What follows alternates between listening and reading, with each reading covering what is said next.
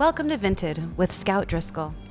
Come along with me on my journey into the wine world, where I share thoughtful conversations with wine industry leaders. Get ready for marketing insights from branding and design to sales and social media, and the answer to the ultimate question: what moves wine?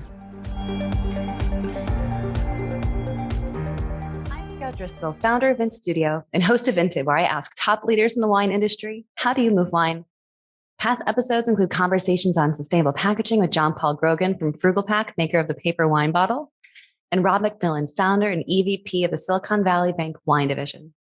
On today's episode, I'll be talking with Jake Whitman, founder and CEO of Really Good Boxed Wine. But before we dive in, here's a quick note from our sponsor.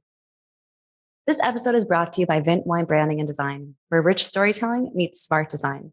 At Vint, our studio goes beyond the label, guiding wine brands through strategy-rich branding and packaging evolutions. Our work with Cooper's Hawk has helped them grow the nation's largest wine club to over 540,000 members. You can learn more about Vint at vint.studio. And for a free label audit for your brand, email me at hello@vint.studio.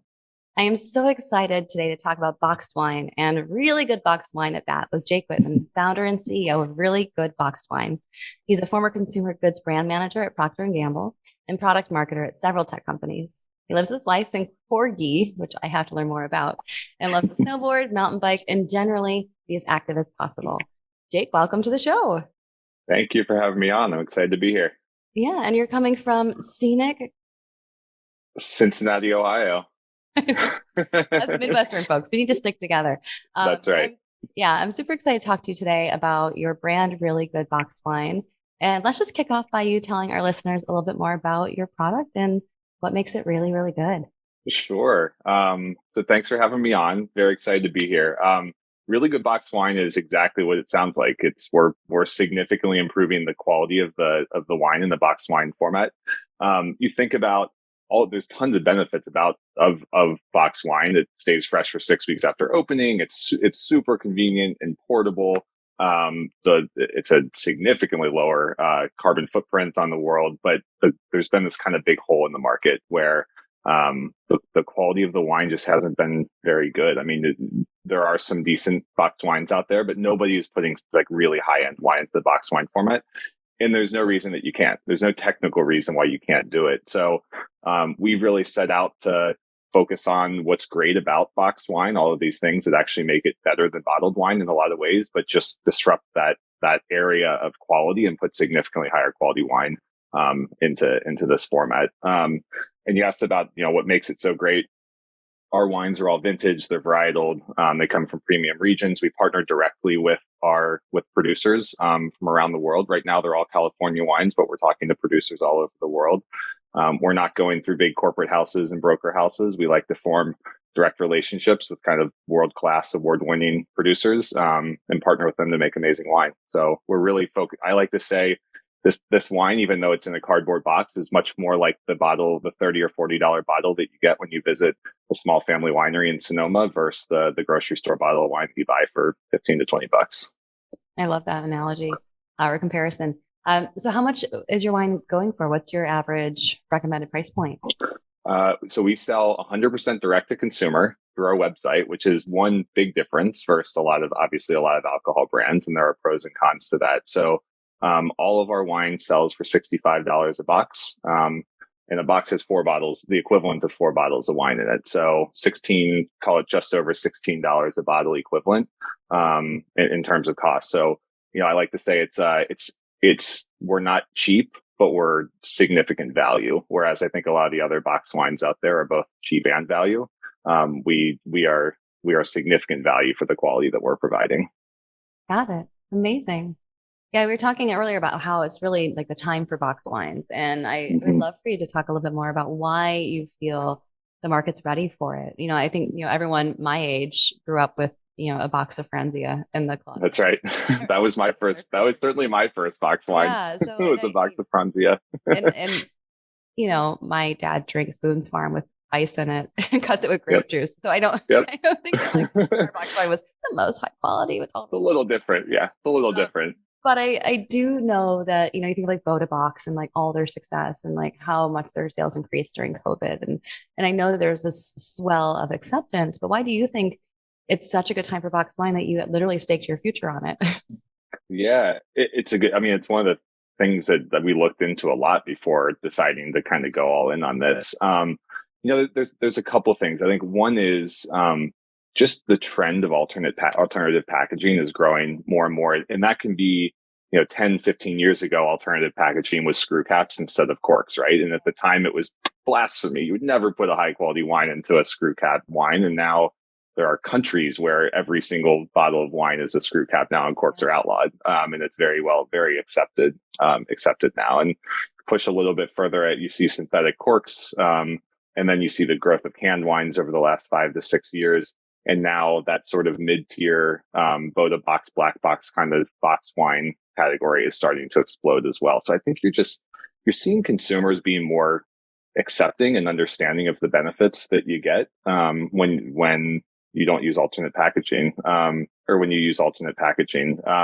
The other thing is, I think I know you like to talk a lot about the younger generation. Like the younger generation doesn't care as much about the tradition and the elegance of the glass bottle and pulling the cork out with the corkscrew. There is certainly a time and place for that, and I'm not recommending that nobody ever drink bottled wine ever again. But the younger generation just cares a little bit less about that, and they care more about things like sustainability. And this is a significant reduction in carbon footprint in wine. And they care about convenience and portability, and they care about the value that they're getting in the actual product versus paying for things like packaging. So, there's definitely a trend in that direction, both in sort of the evolution of alternate packaging broadly, but also some of the real benefits that come with box wine for the next generation. Yeah, I think, and I'm not the young generation. Like I'm technically different, I'm not real. I'm not. Yeah, I'm not either. yeah, but I personally I maybe this is verboten to say on my wine industry podcast, like I have a really hard time finishing a bottle. I really, really do. Also, I got 2 kids. I'm exhausted by the end of the day. I'm up at the You just want a glass of wine. and I just want a glass of wine. So I actually find myself most often like reaching for a can of wine from Trader Joe's for like that one quick like glass of wine after winding down from a long day at work. And so really good box wine is really attractive to me because the thought of being able to open it and not have to finish it, because I'm a total wimp. And five hey five glasses of wine for one person in one night's a lot of wine. I mean, that's a lot of wine. And sure, there might be times that you want to do that, but you definitely don't want to do that every time that you want to drink wine. That is a lot of wine. And so, yeah, I mean, the bottle, you tap it and it stays fresh for up to 6 weeks. I mean, do the same kinds of things that you do with any wine. Keep it away from direct sunlight and away from like extreme heat. But as long as you keep it generally in a cool area, it'll stay fresh for up to 6 weeks, and you can kind of tap it as you want it. And it should be as fresh a week, 2 weeks, 3 weeks after you open it as it was from the first glass, which is an amazing benefit. Like we talk to consumers, and that benefit is more important to them than a 60% discount for high-end wine, which like blew my mind when I first did that research. We were like, I was expecting it to be the number 2 benefit behind the value. And no, it's the number 1 benefit because it's such a problem for people. Such a problem for people. Unless you have a Corvin, and then That's right. and if you do, you probably, are drinking more wine than a glass at a time. That's right. Yeah. I've been like very seriously considering getting one, especially every Thursday at the studio, we have tasting Thursday, and we, there's, usually 5 or 6 of us here, and we still can't get through a whole bottle, like, because we're and we don't want to get tanked, but of course. Yeah. And I think those are great benefits. And then, beyond that, there are other fun things for box wines, like portability. Like what are your other, really key determining factors that made you decide to go in this direction? Yeah, I mean, I think there's a number of, I think we saw in the decision to kind of go this direction was really as a consumer seeing this as kind of a hole in the market. And it's funny. So the whole kind of inspiration, the whole inspiration for this, I was sitting around in Santa Monica, California with my wife and my brother and a couple of our friends. We're drinking some rosé and just kind of having a good time. And this topic came up, and we're like, well, why? And it was during COVID, and we're like, well, why isn't there better box wine? And why isn't there really good box wine? And we're like, well, if we ever do this, that's the name. That's got to be the name of it. And so, we kind of said, this is actually an interesting idea. And so I was expecting to go home and to Google it and say, and find like 25 startups that were all doing this and be like, oh, they're just like small and I haven't been looking in this space. The way like canned wine, there's like 100 canned wine brands out there and there's 5 to 10 that you know, and there's probably 100 that you don't. And I was expecting to find that. And what I found was that nobody was doing it. And I was like, could this be real? So then I started looking globally, and it's all over Europe. It's all over other countries around the world, and it just hasn't come to the U.S. This kind of high quality wine, and what I sort of just found was that it's a consumer perception issue. I mean, there's just a perception that box wine is somewhere between really low quality and mediocre, right? That's kind of the range of the typical consumer's perception of box wine. But that was the perception of screw caps too. And that has changed. And there's some great canned wines that are, like you said, you open up a can of wine because there's convenience to it. And some producers are putting some phenomenal wine into cans now. And so as a consumer, I wanted it and it wasn't there. So it was like, let's go make this. Let's go see if we can create this thing. Yeah. And how do you guys source your wines and form those partnerships with winemakers? I feel like that would be the most fun part for me to be like, okay, well, now I'm jaunting over to this region of California. That's right. All these tastings and then buy all their wine. Like, well, I have this big secret weapon, and one of our partners in the business, Amy Troutmiller, who's a mutual friend of ours. She we work very closely together, and that's part of what she helps us do and leverages some of her relationships and her connections across the industry. So, the process is, we discuss what types of wines do we want to bring in next, and we start reaching out to producers who we respect and we know, and sometimes we're looking at people who have proactively said, hey, I have some excess wine. Does anybody want it? Basically, through kind of that market. But oftentimes we're reaching out directly to producers and saying, we love what you're making and we'd love to find a way to partner. And, the first Pinot that we did was actually through a personal connection of mine. That was the very first one that we did through a vineyard called Ketchum Estate. Allie Ketchum owns this vineyard, this 10-acre sustainably farmed vineyard in the Russian River Valley. It makes beautiful Pinot Noir. And she was my first phone call. And I was like, I can't get it out of my head. What do you think? And if you like it, do you want to do a first box together? And then for the rosé that we just launched like a week ago, we've actually bought grapes from Ketchum Vineyard during the 2021 harvest and fermented and crushed and actually made the wine ourselves from her vineyard. So, it's leveraging personal relationships, mine, Amy's, other people who are involved, and finding great wine that's out there. But there is a laser focus on making sure that we're not just putting any kind of wine in there. I mean, we taste 50 wines before we put something in, before we decide like this is the one that we're going to put in the box. We're very careful about it because if we don't deliver on the quality, the whole brand falls apart. There are plenty of other box wines out there that are not high quality. They're not the level of quality that we're talking about. And we find that it's really important to make sure that we live that promise. Yeah. And build that trust with your consumers and that consistency. That's right. Brand. That's right. And you just got endorsed by Andy Myers, a master. Yeah. Yeah. Has Andy Master Som ever endorsed a boxed wine? No. From everything that we've seen, we're the first boxed wine to ever get a master sommelier endorsement, which is amazing. It's so exciting. That's huge. Yeah. He is I don't know if you know Andy or have met Andy or have seen Andy talk. I mean, Andy is the perfect fit for this brand. And like literally the first time that he and I talked, it was like, all right, he was like, I need to taste your wine, obviously, before the very first conversation, he hadn't tried it yet. But we sent him a box and he called me almost immediately, was like, all right, I'm in. This is great. I love what you're doing. And, it's having the master sommelier involved.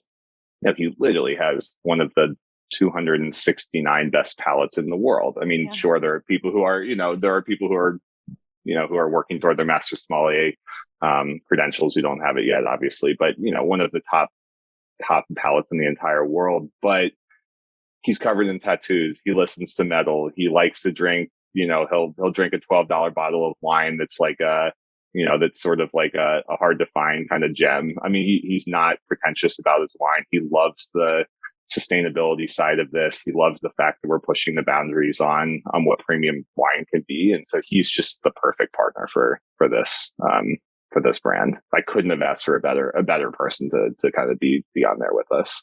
I love it, to be your influencer. Yeah, that's right. That's right. So I feel like, we talked a little about the wines. Name all of your varietals right now. So what's on the site for sale currently? Currently, yeah. So we have a 2019 Cabernet Sauvignon from Paso Robles. It's a certified sustainable vineyard, beautiful vineyard. We are not naming the producer, but it comes from the Truesdale Vineyard in Paso, which is one of the premium vineyards in the region. So beautiful, kind of big ripe fruit, kind of typical Paso. A little bit less oaky and kind of a little bit less big than you might expect from one of the kind of the huge Napa cabs, but that's kind of indicative of the region. Yeah. They have kind of big, bright red fruit. So that one's out, and that's been out for about a month and a half, 2 months now. We just launched a Pinot Noir Rosé from that vineyard in the Russian River Valley, the Ketchum Vineyard. Bought the grapes from them, crushed during this year's harvest, crushed and fermented ourselves. We are a licensed winery in California, so we have a winemaker and retainer, Tammy Collins, who made the wine. Beautiful rosé, 2.5 hours of skin contact, just a really great expression of kind of an American Pinot Noir rosé. So that's a great wine for the spring, right? As it starts to get warm. And then summer's coming. That's right. And then we are about a week away from launching our Sauvignon Blanc, which is, it's funny. Andy has tried obviously all of the wines that we've done. And when he tried the Sauvignon Blanc, he was like, wow, you guys nailed this one. I mean, he likes them all, or he wouldn't be involved, but he's like kind of giddy about the Sauvignon Blanc. He's, in his words, he was like, too many people in California, too many wine producers in California kind of tried to hide this grape, and they blend in others, and they try and hide the grassiness, to try and have the bright pops of acidity sometimes. And he's like, this is a true pure Sauvignon Blanc from California that tastes exactly what Sauvignon Blanc should taste like. And he's just like giddy about this one. So that's from Sonoma County. It comes from 75% of the grapes come from a vineyard in the Dry Creek Valley, 25% in Alexander Valley. So we had a couple of, we harvested over a couple of months from a couple of different, and partnering with a couple of different vineyards. But again, we bought those grapes, crushed those, fermented, and Tammy made that wine as well. So that'll be out next week. Nice. Yeah. That's exciting. So when did you guys launch? So the business officially launched about a year ago, formally. We launched we took sort of a limited release approach to kind of test the market in the early days. So our first release was in late August of 2021. That was a Pinot Noir, a 2020 Pinot Noir from the Russian River Valley from Ketchum. We worked directly with them to make that wine, and we just made a couple hundred boxes, put them out there. It was actually a super controlled launch just in Cincinnati, Ohio, to try and understand. I hand delivered like 80% of them, right? We were really just trying to understand, do people like this? What do they think about this? Why did they buy it?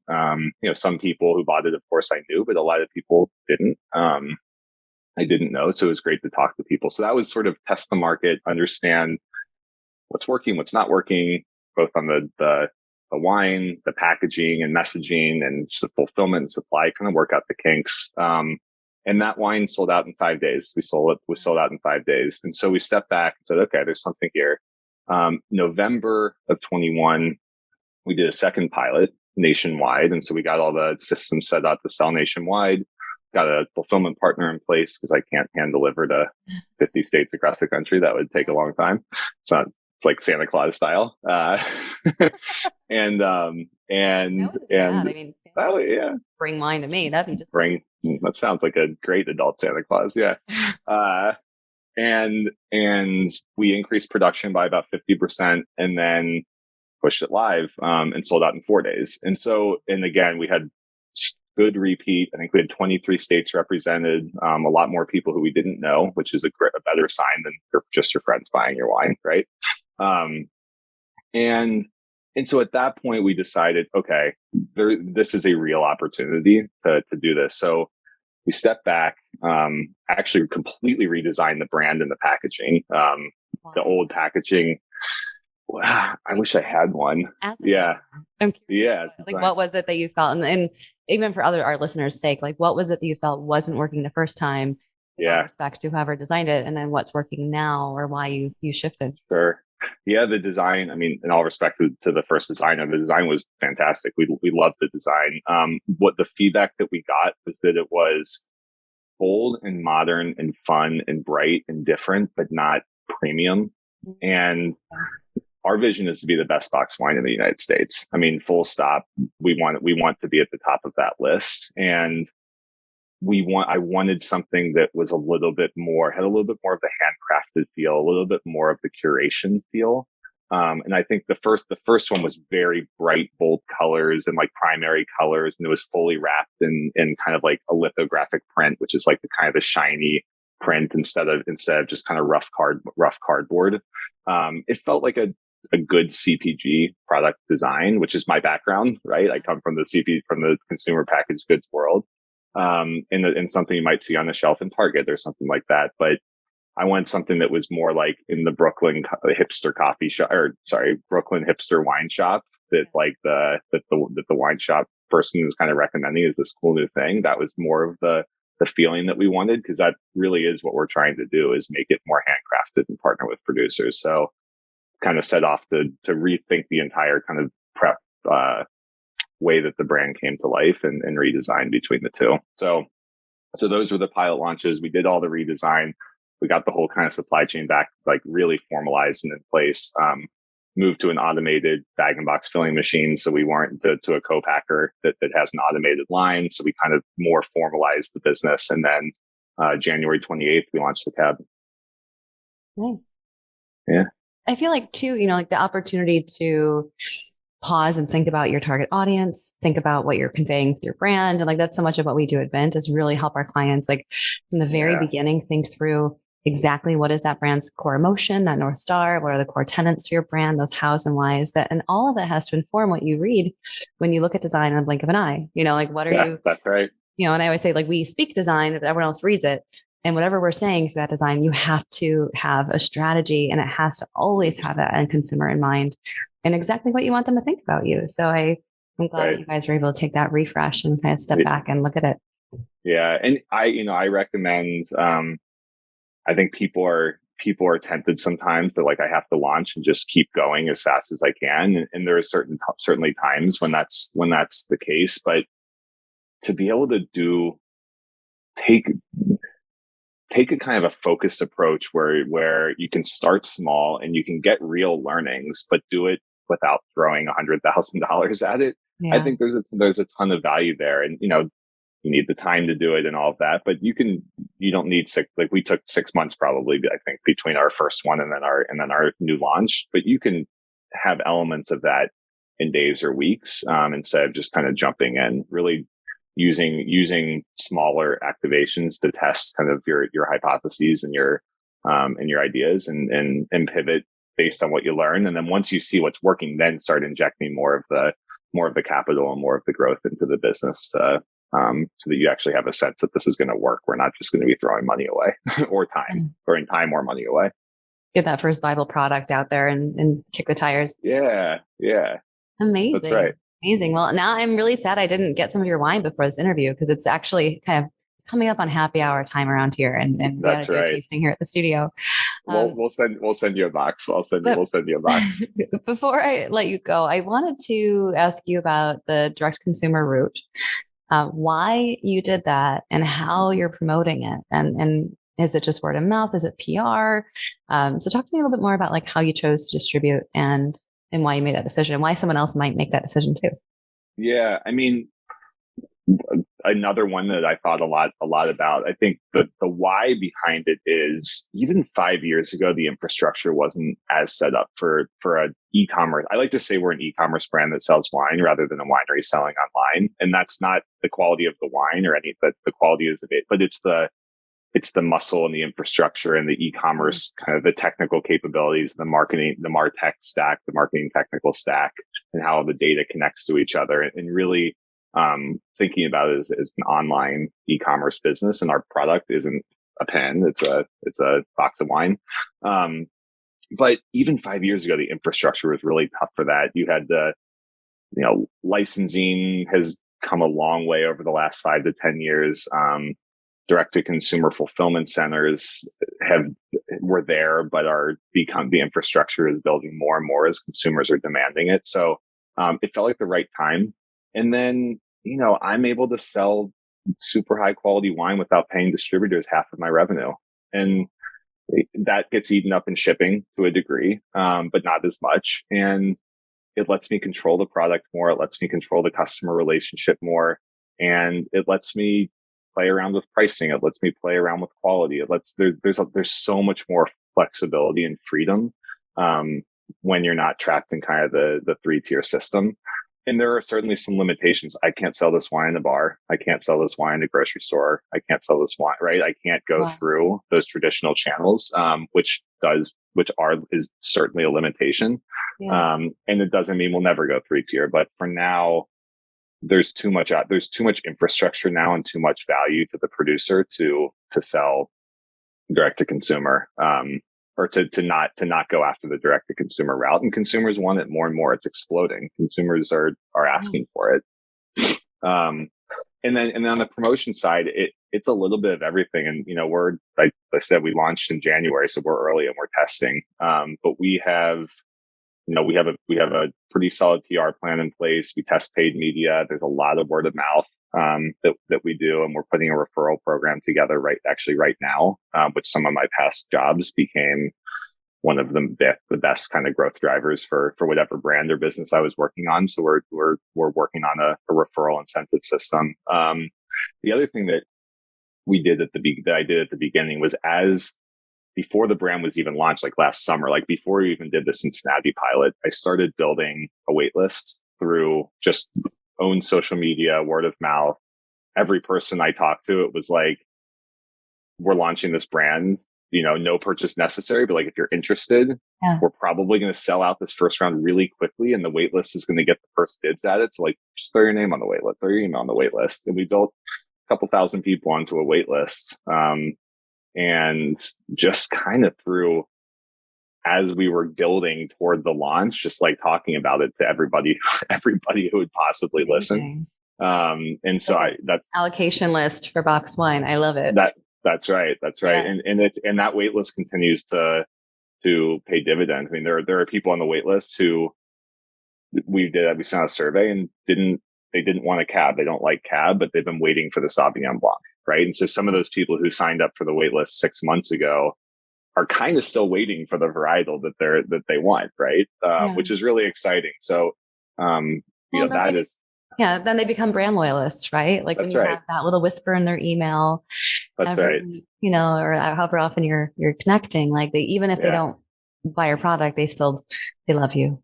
That's right. That's right. Your product isn't arrogant. It's not stuffy. It's authentic and honest. Like, it's approachable. So there's a lot of opportunity, I think, to, stay friends with them. And I really believe, with younger audiences, like, marketing is so much more about meeting them where they are with a fun conversation, and less about telling them what's so great about you. Like, when people market on social media, I always say, like, Instagram or TikTok is like sitting on a couch with someone at the end of the day and having a beer. Like, you don't want to market to when you're relaxing and you're just like escaping whatever you're trying to escape on social media. Like, that's the last place to have an advertisement. But they do want to know, things that add value to their lives, like, things that are interesting, or trends, or furthering their knowledge, et cetera. So that's really, really important to. It's also interesting, like, those platforms, obviously influencers are growing like crazy.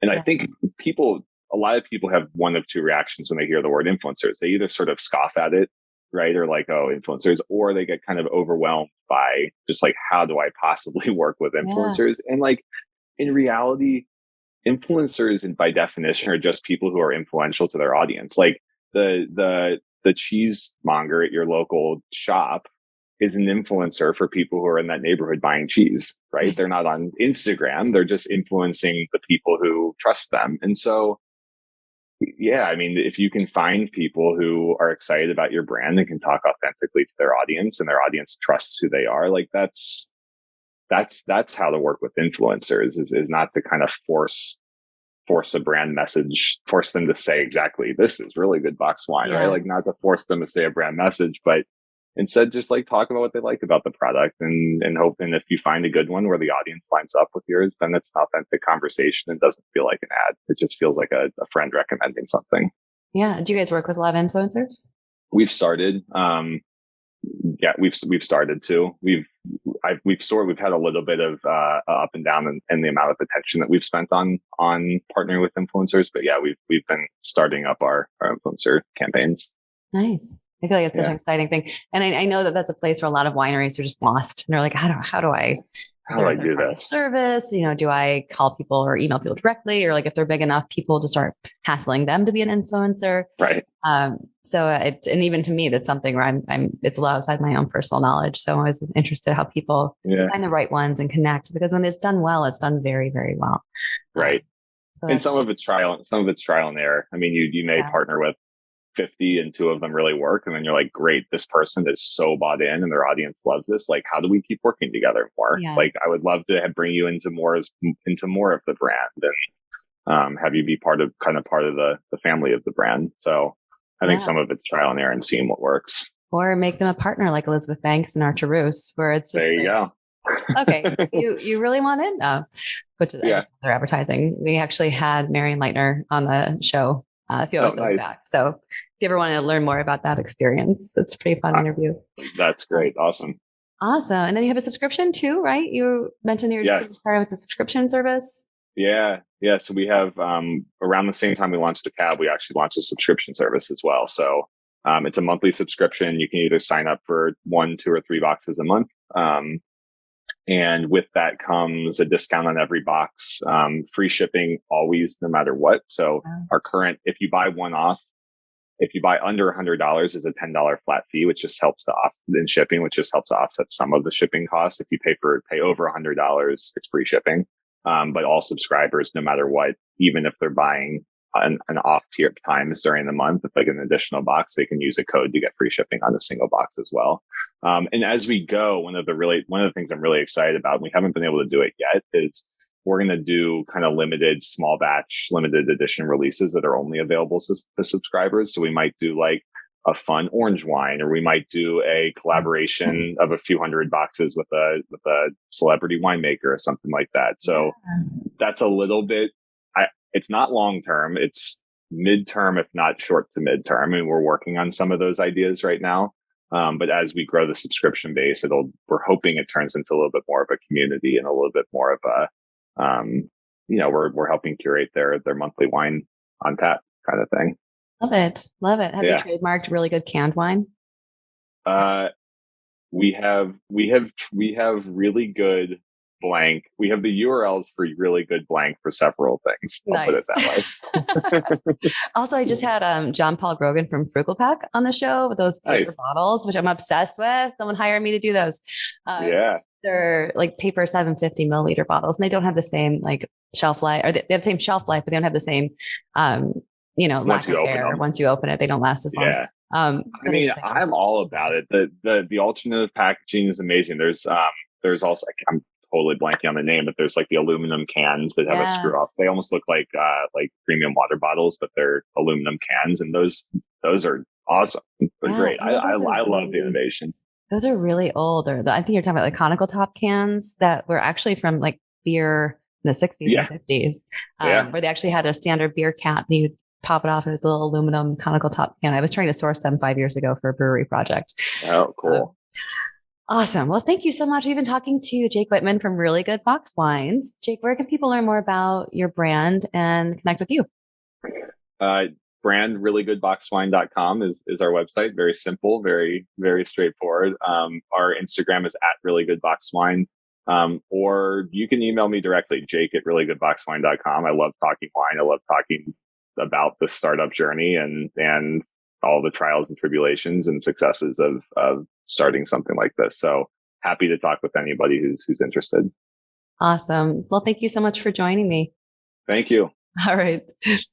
That's all for this week's episode of VINTed. As always, you can head over to vint.studio to sign up for our email list, as well as check out all the links and resources on our show pages. If you enjoyed this episode and you'd like to help support our podcast, please share it with others, post about it on social media, or leave a rating and a review. To catch all the latest from me, you can follow me on Instagram at Scout Driscoll and on LinkedIn, where I'm always present. Thanks again, and I'll see you next time. Cheers. Tune in for the next VINTed. Subscribe today. For future episodes, marketing advice, and more, follow me on Instagram at Scout Driscoll. Learn more about VINT's design and branding services for wineries at www.vint.studio.